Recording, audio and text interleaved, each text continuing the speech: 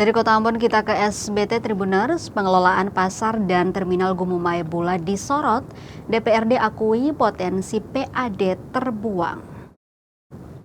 Dewan Perwakilan Rakyat Daerah atau DPRD Kabupaten Seram Bagian Timur atau SBT menyoroti buruknya pengelolaan pasar rakyat dan terminal Gumumai Kota Bula, Jumat 12 Desember 2025. Pasalnya, hingga kini dua sumber pendapatan asli daerah atau PAD itu dinilai jauh dari kata maksimal.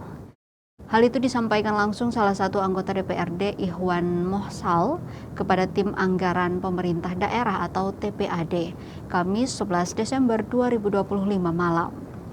Iwan mengakui terminal yang seharusnya menjadi pusat aktivitas masyarakat justru terkesan diabaikan. Selain terminal yang tidak difungsikan, Iwan juga mengungkapkan sejumlah keluhan masyarakat mengenai sarana dan prasarana pasar yang belum memadai, mulai dari penerangan, kondisi lapak, hingga keamanan pasar yang kerap menjadi persoalan. Meski begitu, Iwan mengapresiasi pembangunan pagar pasar yang telah dikerjakan pemerintah daerah. Menurutnya, keberadaan pagar tersebut mampu menekan angka pencurian dan meningkatkan keamanan lingkungan pasar. Ia mendesak pemerintah daerah lebih serius membenahi pasar dan terminal agar keduanya dapat menjadi sumber peningkatan PAD dan mendukung aktivitas ekonomi masyarakat.